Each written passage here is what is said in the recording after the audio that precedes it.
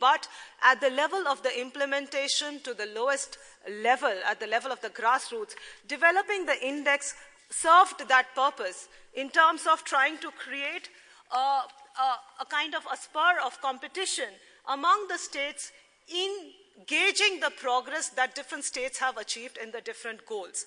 So the index became the first comprehensive tool, comprehensive and unique, I will say, because it measures the performance in each of the individual goals of the different states and union territories, but also it is comprehensive primarily because it covers almost all the goals and the different dimensions of development, be it the social, the economic, and a part of environmental.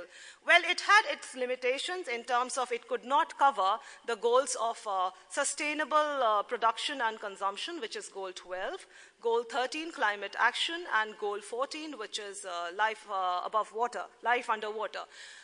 Primarily because the lack of available data disaggregated to the state level. And that is what one of the biggest learning lessons of the index was, how much we need to improve our statistical systems, our data methodologies, which would be able to capture these essential indicators of these very important targets, which are the crux of the entire SDGs at a disaggregated level. It also, as I said, it also promoted a lot of, it created a buzz, as Sir has mentioned. It promoted the sense of competition, and it brought SDGs into the widespread arena of debate and discussion within the state governments, and also highlighted data gaps, as I just mentioned. Just a quick look into how India fares, because this is a very pan-India audience, and we would all love to know as which of the areas which are critical.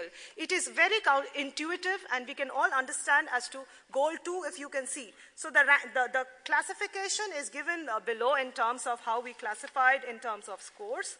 These scores depict just 0 to 100. These are just the scores and show the distance to target that India is yet to achieve.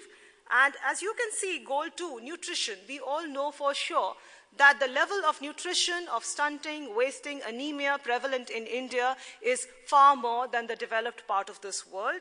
SDG 5, gender equality, no one sitting here would actually counter-argue to this particular aspect. Goal 9, industry, innovation, and infrastructure. Much of our state governments, much of our country still needs to work in terms of developing state-of-the-art and world-class infrastructure and industry. And obviously the pressure on the urban cities, on the urban habitation, is visible from the scores in goal number 11, which talks about sustainable habitation in the urban areas. But also the good points, as you can see, the scores, we are moving close to the target. So one thing I would like to point here is that if you can see the first row shows India's score as 57. Now, the SDSN network, in collaboration with the UN, also does a ranking of all countries in the SDGs, and it is quite natural to see that India had scored a 58 in the latest ranking of SDSN, and in our scoring, India has scored a score of 57, so which shows how close we are in terms of the methodology and in terms of the findings from the SDSN ranking as well. So this is again a sense of curiosity in terms of we all belong here to some state or the other. This is just to show, address that element of curiosity as to where does my state fare, and which of the states which are doing well in terms of achieving the targets and being on track, and which of the states which need to do far more and devote far more resources, not merely in terms of financial, but in terms of building capacity, in terms of improving the service delivery, and in terms of measuring and evaluating the quality of services already delivered. So this is a ranking which is like for the states and for the union territories.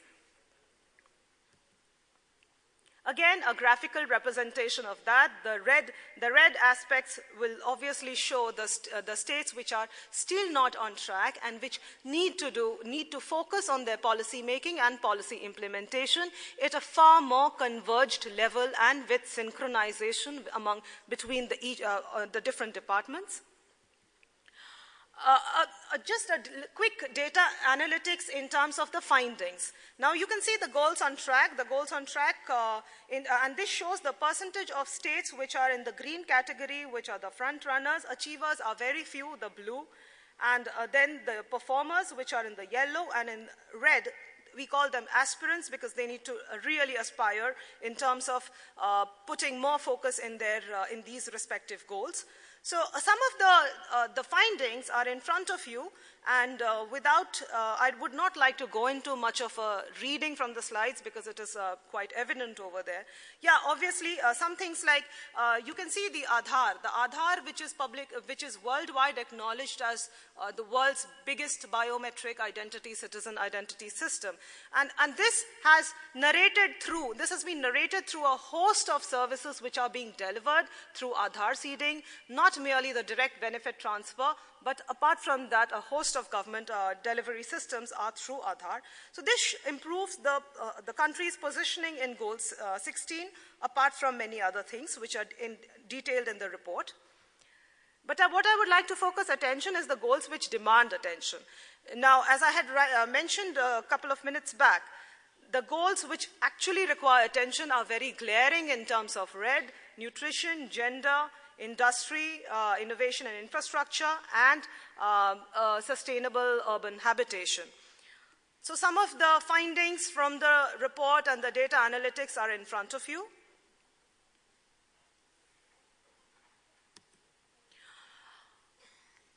So what have we achieved? Now the question becomes, why do we do this index? Why do we name why do we name states? Why do we name union territories? Well, it's a cause of concern, yes. It is not purely an academic report. It is not meant to be reduced to an academic report. It is supposed to be a mirror for policymakers, policy implementers, for the business sector, for the civil society, in the different areas, working in the different areas in states and in different sectors of SDGs to realize where our attention needs to go. And this has exactly been the result. I'm very happy to say that more and more states have actually tried to align their monitoring systems towards and to sync it with these indicators, with these targets, so that the development and the progress, the incremental progress, can be focused and can be captured in the subsequent reports. It has definitely led to a lot of advocacy, a lot of highlighting and awareness, not only in the senior bureaucracy, but also at the level of the districts, where we find the collectors of aspirational districts actually making a move towards improved data systems and improved delivery. Also, it has encouraged a lot of SDG reviews. I can for sure say, coming from the state of Uttar Pradesh, that my own chief secretary has established a periodic review, a bi-monthly review in terms of how the state is progressing after the SDG India index came out, and then after again that the health index came out.